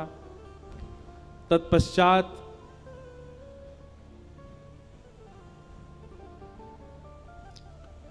कुरुक्षेत्र में सूर्य ग्रहण के समय सब ब्रजवासी और सब द्वारिकावासियों का मिलन हुआ। भगवान के ब्रज से जाने के लगभग 100 से भी अधिक वर्ष बाद ब्रजवासी ठाकुर जी से मिले। कैसे मिले? वो प्रसंग भी बहुत करुण है, पर मैं थोड़ा स्पर्श कर देता हूं। ना द्वारिका के लोगों को पता है कि वहां कुरुक्षेत्र में ब्रजवासी आने वाले हैं, ना ब्रजवासियों को पता है कि कुरुक्षेत्र में द्वारिका के लोग आने वाले हैं। ये लोग कुरुक्षेत्र गए क्यों हैं? क्योंकि एक ऐसा सूर्य ग्रहण का काल पड़ा था कि उस सूर्य ग्रहण में यदि ब्रह्म सरोवर, कुरुक्षेत्र में सरोवर है ब्रह्म सरोवर, उसके किनारे बैठ करके यदि यज्ञ अनुष्ठान आदि किए जाएं तो उसका करोड़ गुना पुण्य होता था। तो इसी भावना से द्वारिका के लोग कुरुक्षेत्र के लिए बढ़े और यहां सब ब्रजवासियों ने मन में विचार किया कि जा दिन ते कन्हैया ब्रज छोड़ के गयो है, हम तो कहीं गए नहीं, पर भैया ऐसा सुनो है कि बहुत जोर को बहुत वर्षन बाद एक सूर्य ग्रहण पड़ रहा है और या सूर्य ग्रहण में कियो गयो पुण्य करोड़ गुना फल है। तो हम सब ब्रजवासी जाकर के या सूर्य ग्रहण में अनुष्ठान करेंगे कि हमारो लाला सदैव हमारो प्रिय बनो रहे।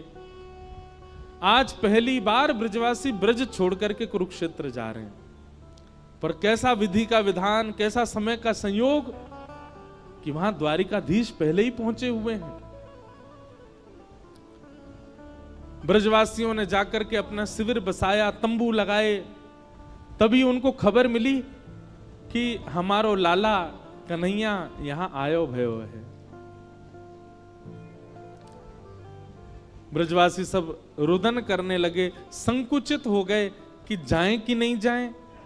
भैया हमने सुनिए पहले मथुरा को राजा बनो और फिर मथुरा से जा करके समुद्र के बीच सोने की नगरी बनाई है बहुत बड़ी द्वारिका, वाको राजा बन गो हमारो लाला। मधुमंगल श्रीदामा तो बात कर रहे हैं, बोले हमने तो यही सुनी है कि आजकल कृष्ण कन्हैया गोपाल गोविंद या नाम से कोई ना पुकारे वाकू। अरे बड़ो लंबा चौड़ो नाम है गो लाला को। मथुराधिपति वसुदेव नंदन देवकी नंदन द्वारिकाधीश श्री कृष्ण चंद्र भगवान, इतना बड़ो नाम है लाला को। श्रीदामा बोलो अरे तेने छोटो बताओ या तू बड़ो है? बोले कहा है? मथुराधिपति वसुदेव नंदन देवकी नंदन ब्रज उर चंदन गौ ब्राह्मण संत प्रतिपालक श्री द्वारिकाधीश कृष्ण चंद्र भगवान। सब ब्रजवासी आपस में ऐसी ऐसी चर्चा कर रहे हैं और मन में विचार कर रहे हैं हम जाएं एक बार लाला को देखवे।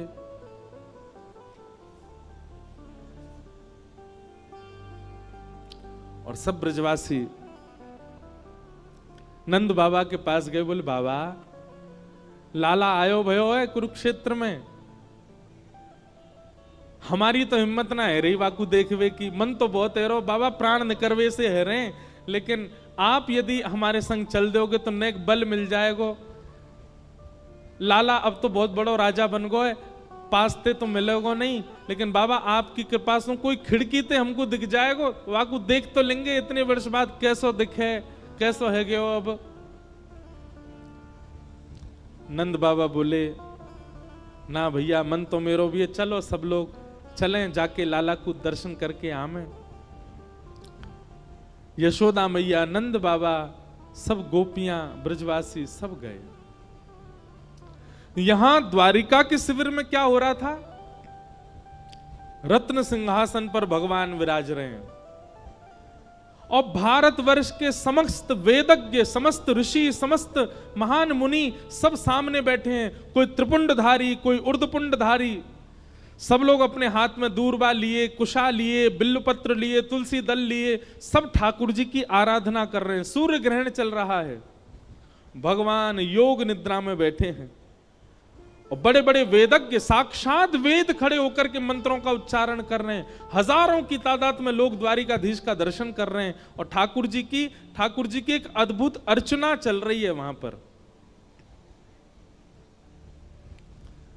तभी उन हजारों की भीड़ में सबसे पीछे नंद बाबा, यशोदा मैया श्री दामा तन सुखा मन सुखा धन सुखा मधुमंगल सब पहुंच गए।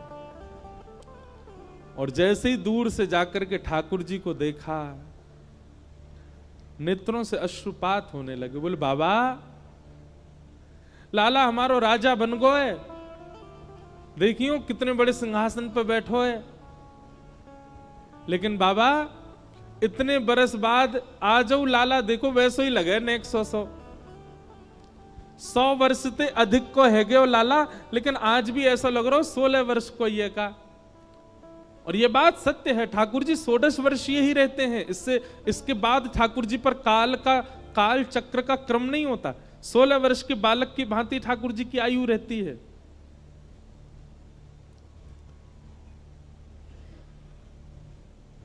तभी किसी ने ब्रजवासियों को देख लिया, उद्धव जी को बताया। उद्धव जी महाराज तो ब्रजवासियों के पहले ही दास बन चुके थे। उद्धव जी महाराज तुरंत गए और योग निद्रा में बैठे भगवान के कर्ण रंध्र के समीप जाकर के कहा, ठाकुर जी सब ब्रजवासी आए हैं, नंद बाबा, यशोदा मैया, मधुमंगल, श्रीदामा आदि सब सखा आपके दर्शन को आए हैं। जिस योग निद्रा से वेद ध्वनि भी भगवान को उठा नहीं पाती है, उस योग निद्रा में बैठे, योग साधना में बैठे भगवान को जैसे यशोदा मैया के शब्द बताए गए कि यशोदा मैया खड़ी हैं, संपूर्ण योग, निरध्यासन, ध्यान, धारणा, समाधि सब भूल गए ठाकुर जी। यशोदा मैया का वो कोमल रूप ठाकुर जी को दिखने लगा। पीछे पीछे मैया दौड़ रही है, आगे आगे ठाकुर जी दौड़ रहे हैं, ये सब स्वरूप दिखने लगा। ब्रज की लीलाएं अनुभव होने लगी। मैया अंक में भर के ठाकुर जी को सुलाती है, सब भाव याद आने लगे। रत्न सिंहासन पर बैठे हुए ठाकुर जी के नेत्र सजल हो गए और सजल नेत्रों से ठाकुर जी ने तुरंत नेत्र खोले और उद्धव का हाथ पकड़ लिया और कांपते हुए बोले, कहां है यशोदा मैया? जैसे ही ठाकुर जी ने देखा, सामने हजारों की तादाद में भीड़ है और वहीं पीछे वृद्धावस्था है, झुकी हुई कमर से यशोदा मैया खड़ी हैं। ठाकुर जी ने विचार नहीं किया। सामने असंख्य पात्र रखे हैं सोने चांदी के, असंख्य वेदिक पूजन के क्रम रखे हैं। ठाकुर जी लांग गए, सबको दौड़ करके गए और सारी भीड़ को हटाते हुए, सब हटो, मेरी मैया आई है, अरे मेरी मैया आई है, मेरी यशोदा मैया आई है। यहां यशोदा मैया ने ठाकुर जी को देखा, ठाकुर जी ने यशोदा मैया को देखा, दौड़ करके ठाकुर जी ने अंक में भर लिया मैया को।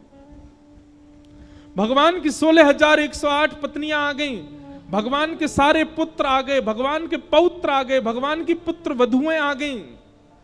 सब आकर के देखने लगे, आज वो मैया आई है जिसने हमारे पिता, हमारे पितामह श्री कृष्ण को पाल पोस के बड़ा किया।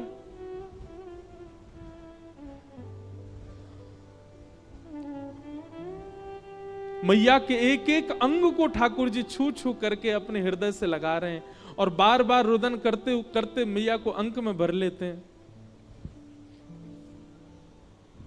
ऐसा वर्णन करते हैं बंधुओं हमारे रसिक जन कि ठाकुर जी भूल गए कि मैं द्वारिकाधीश हूं, ठाकुर जी भूल गए मैं 16,000 पत्नियों का पति हूं, ठाकुर जी भूल गए मैं 16,000 बालकों का पिता हूं, ठाकुर जी भूल गए कि मेरे नाती भी हैं, मेरी पुत्र वधुएं भी हैं, मेरे पौत्रों के भी ब्याह हो चुके हैं।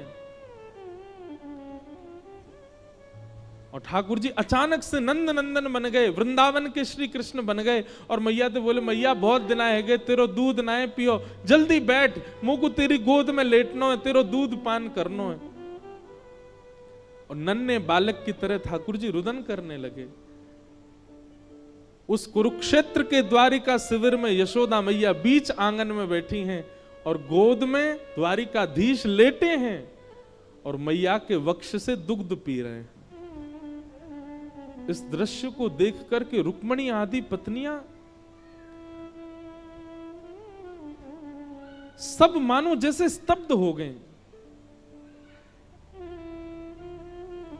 ठाकुर जी ने मुकुट उतार के दूर फेंक दिया, अपने आभूषण उतार दिए और लिपट गए मैया से।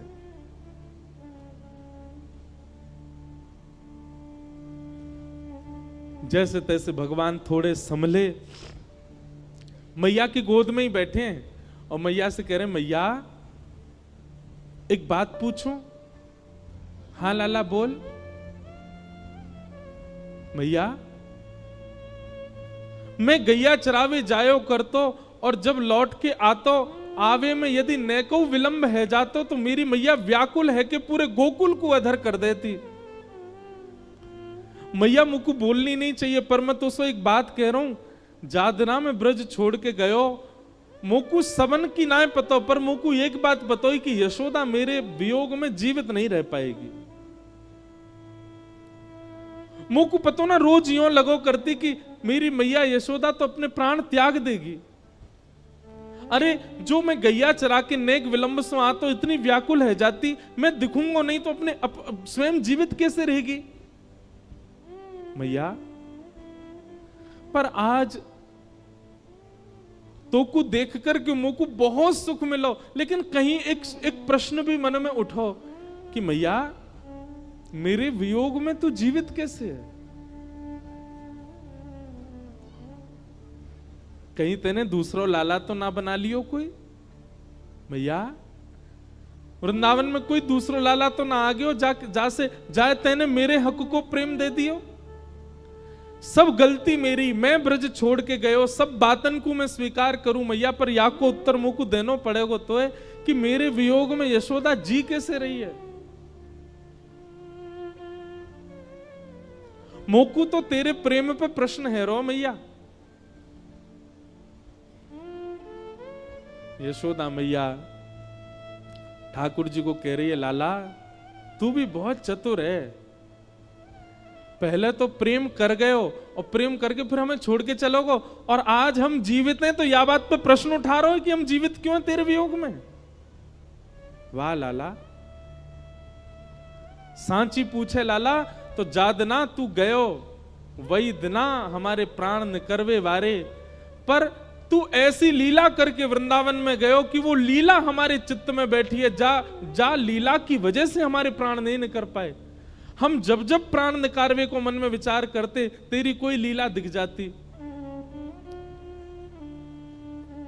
तेरो पलना में सोनो, अपने अपने काजल को फैला लेनो, रोज रोज नहाए नहानो और जादना में नवावे ले जाऊं, रो रो के घर बेहाल कर देनो, गैया चरानो, बंशी बजानो, ये सब लीला हमारे चित्त में निरंतर चलती रहे लाला। और यही निगोरी लीला की वजह से हमारे प्राण ना निकल पाए, क्योंकि चित्त में चल रही लीला से हमको ऐसा अनुभव होवे लाला यहीं बैठो है हमारे पास से, ये अभी दौड़ो दौड़ो आवेगो, माखन रोटी मांगेगो। लाला कैसे करके हमारे हृदय से यार लीला को निकाल दे, देख फिर हम जीवित रह पाए कि नहीं। तू ऐसी लीला करके गए हो वृंदावन में कि वृंदावन में आज भी यशोदा मैया कह रही है, जा मार्ग से तू गैया चरा के आयो कर तो लाला 100 वर्ष है गए, वह मार्ग पर कोई गैया चरावे नहीं गए हो। क्यों? सब ब्रजवासी ये विचार करें या मार्ग में कन्हैया के चरण चिन्ह अंकित हैं, हम उनके ऊपर नहीं चलेंगे। जा गिरिराज पे तेने जाके गैया चराई, वह गिरिराज पे कोई जावे ना है। क्यों? यहाँ पे कन्हैया के चरण अंकित हैं। जा वृक्ष पे बैठ के तेने वंशी बजाई, वह वृक्ष के ऊपर कोई चढ़े ना है। क्यों? यहाँ पे हमारो लाला बैठो। वहां जा करके जब तेरी याद आवे, वह मार्ग पर जाकर के वहां की मट्टी को सिर पे लगा लें, वह वृक्ष को जाके हृदय से लगा लें, वह यमुना को जाकर के दर्शन कर लें। हम तो ऐसे जीवित हैं लाला।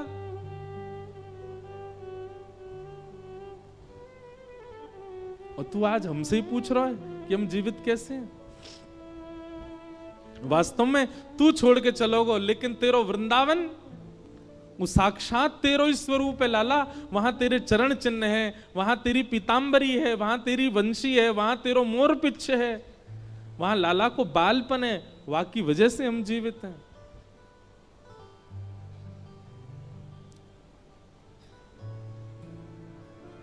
ठाकुर जी ग्रहण में अनुष्ठान कुछ नहीं हुआ।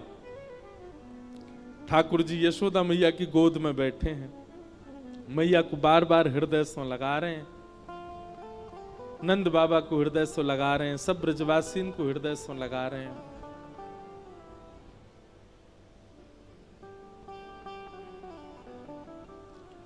तभी श्री दामा ने ठाकुर जी के कान में कही, लाला किशोरी जी भी आई हैं। किशोरी जी को नाम सुनते ही ठाकुर जी स्तब्ध हो गए और ठाकुर जी समय पाकर के ब्रज के शिविर की ओर गए अकेले, और श्री किशोरी जी के शिविर के बाहर जाकर के घुटनों पर बैठ गए। तभी किशोरी जी ने ललता विशाखा आदि सखियन से कही, बोले कि ऐसा क्यों लग रहा हो कि द्वार पे कन्हैया बैठे हैं। ललता विशाखा बोली, आपको कोई भ्रम भयो है, वो काय को आएंगे, उनको तो अनुष्ठान चल रहा है। बोले नहीं, अभी अभी व्यार चली, वायु चली, और वह वायु में सुगंधी श्री कृष्ण की आ रही है, देखो तो बाहर जाके। तभी द्वार पर जाकर के देखे तो श्याम सुंदर हाथ जोड़ के नेत्रों से नीर बह रहे हैं, बैठे।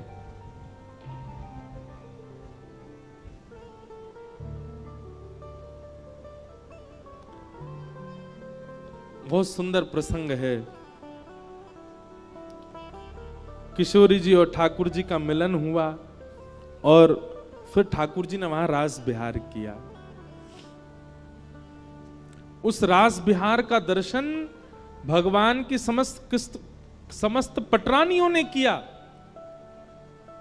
और उस रास बिहार में श्री किशोरी जी का रूप देख करके भगवान की सारी पटरानियां मूर्छित हो गई सौंदर्य देख करके किशोरी जी का। इतनी सुंदर हमारी श्यामा जी। मैं कथा के विश्राम में एक भाव किशोरी जी के चरणों में निश्चित रखता हूं। आज भोपाल की कथा विश्राम करते हुए भी श्री किशोरी जी से प्रार्थना करें, हे श्यामा जी, मोहे तो भरोसो है तेरो रे किशोरी राधे, मोहे तो भरोसो है तेरो रे किशोरी राधे, मोहे तो भरोसो है तेरो रे किशोरी राधे। नेत्र बंद करके किशोरी जी का स्मरण करके सब गाओ।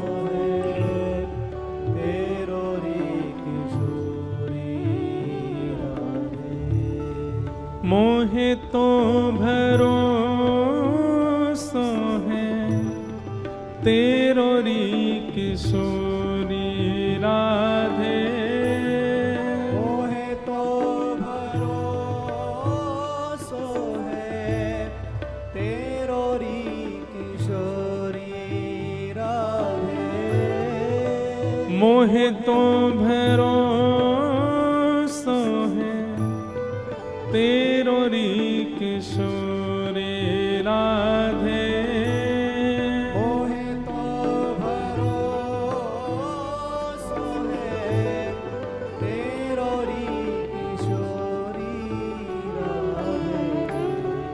मोहे तो भरोसो है तेरो री किशोरी राधे, मोहे तो भरोसो है तेरो री किशोरी राधे, साधनहीन दीन में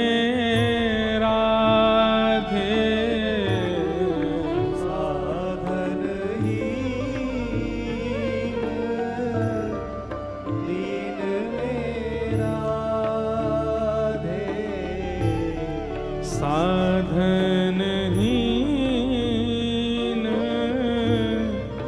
दीन में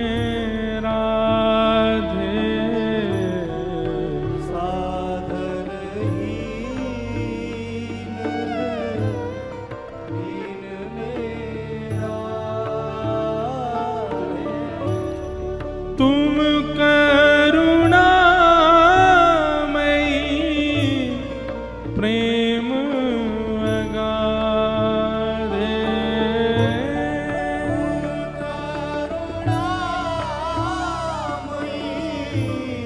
प्रेम अगाधे। तुम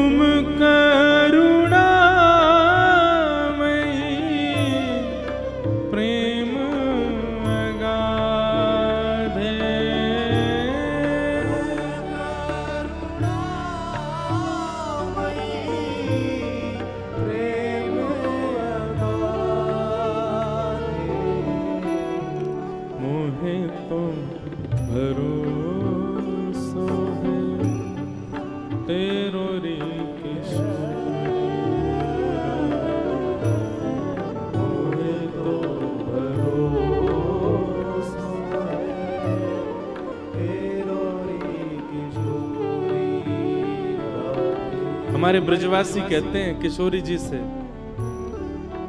मुक्ति भुक्ति ना मांगत केवल,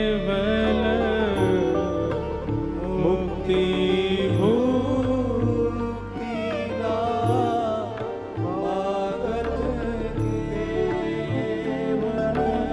हमें मुक्ति नहीं चाहिए, भुक्ति नहीं चाहिए, केवल एक बात चाहिए किशोरी जी, मुक्ति भुक्ति ना मांगत केवल, मुक्ति भुक्ति ना मांगत। फिर क्या चाहिए? अपनो जान संभालो किशोरी राधे, अपनो संभालो किशोरी। हमें अपना जान के संभाल लीजिए बस, अपनो जान संभालो किशोरी राधे,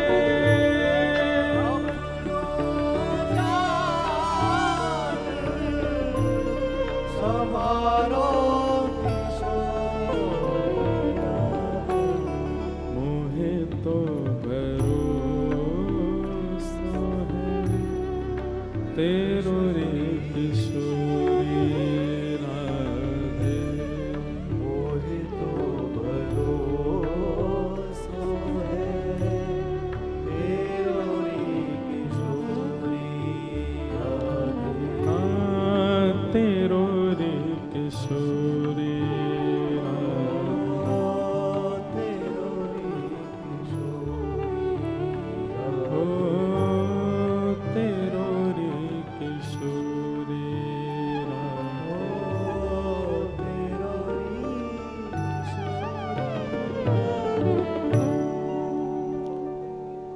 रुक्मणी जी की स्थिति ऐसी बताई जाती है कि भगवान श्री कृष्ण से कभी विलग नहीं हो सकती रुक्मणी जी, पर श्री किशोरी जी का दर्शन करके रुक्मणी जी के चित्त में इतना प्रेम आह्लाद प्रकट हो गया कि श्री किशोरी जी के चरणों में प्रणाम करते हुए रुक्मणी जी कहती हैं कि आप हमें अपनी शरण में रख लीजिए और सदा के लिए ब्रज में ले चलिए।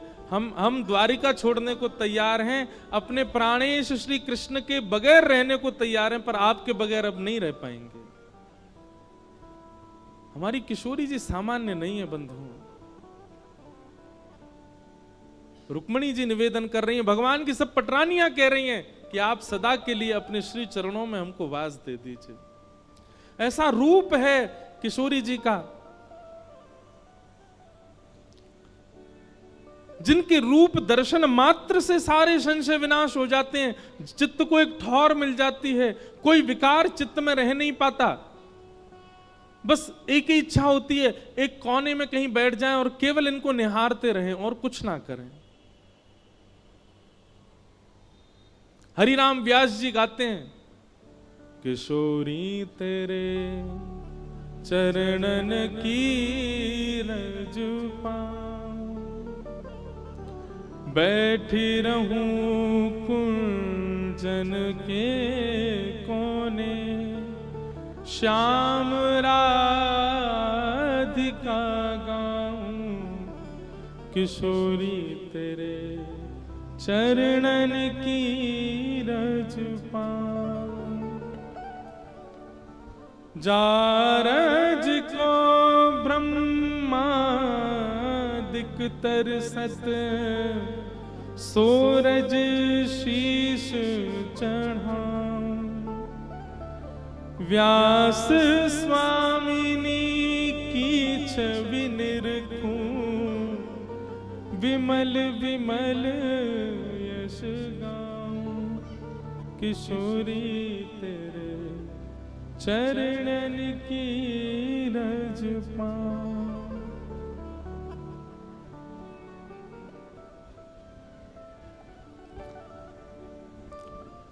वेद यज्ञ अनुष्ठान नहीं हुआ, प्रेम का अनुष्ठान हुआ कुरुक्षेत्र में।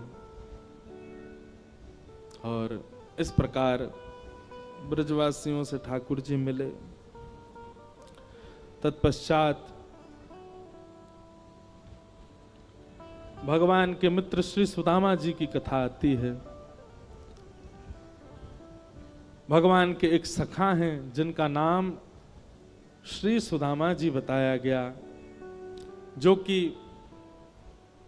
अत्यंत दीन, अत्यंत दैन्य, अत्यंत निर्धन हैं, पर दरिद्र नहीं है। दरिद्र किसको कहते हैं बंधुओं? असंतोषी व्यक्ति को दरिद्र कहा जाता है। सुदामा जी जैसा संतोषी कोई नहीं है। दरिद्र किसको कहते हैं? जितना मिला उसमें जो संतुष्ट ना रहता हो उसको दरिद्र कहा जाता है। सुदामा जी दरिद्र नहीं है। सुदामा जी तो इतने संतोषी हैं कि कभी कहते ही नहीं है कि श्री कृष्ण मेरे सखा हैं। पर एक दिन सुशीला उनकी पत्नी के कहने पर कि आप द्वारिका जाइए, आपको सौगंध है मेरी, सुदामा जी मन में विचार करने लगे, मेरी दीन दशा देख करके कोई ये ना सोचे कि मैं कुछ मांगने आया हूं, इसलिए मैं द्वारिका नहीं जाता। दूसरी बात, द्वारिका ना जाने की सुदामा जी कहते हैं कहीं मेरी दीन दशा देख करके कोई ये ना सोचे कि श्री कृष्ण का सखा ऐसा, ये कैसे भक्तवत्सल है जो अपने सखा को नहीं संभाल पाए, दुनिया को क्या कृपा करेंगे। कहीं कोई ये प्रश्न ना उठा ले, इसलिए सुदामा जी द्वारिकाधीश के पास नहीं जाते।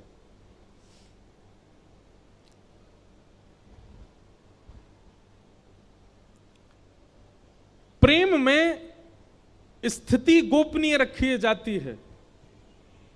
जो प्रेमी अपनी स्थिति का बहुत चिल्ला चिल्ला करके बखान कर देता हो वो प्रेमी नहीं होता। मैंने तुम्हारे लिए ऐसा किया, मैं तुम्हारे लिए ये सहता हूं, मैं ये सब प्रेम में नहीं होता। प्रेम में सह लिया जाता है चुप रह करके। ठाकुर जी से शिकायत करने वाले कभी ठाकुर जी से प्रेम नहीं कर सकते।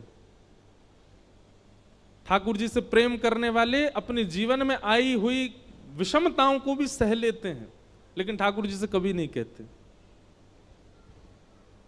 सुदामा जी ने कुछ नहीं कहा, कभी नहीं कहा,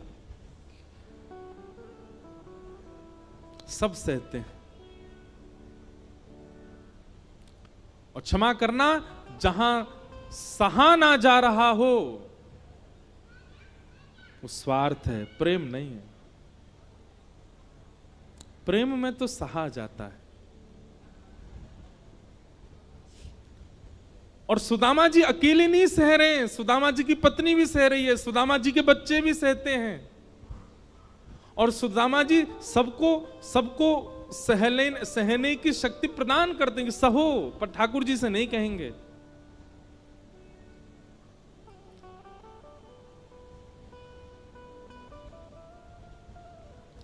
पर आज सुदामा जी की पत्नी से रहा नहीं गया, चरणों में निवेदन किया, बोले आप द्वारिका जाइए, अपने मित्र से मिलकर के आइए।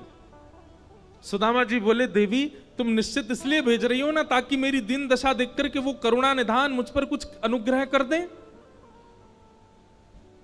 सुशीला कहती हाँ मैं यही चाहती हूं, क्योंकि आप सहना जानते हैं, मैं सहना जानती हूं, बच्चे क्यों सहें? 4-4 दिन तक भूखे रहते हैं हमारे बालक। सुदामा जी बोले क्षमा करो देवी, इस कारण से तो मैं नहीं जाऊंगा।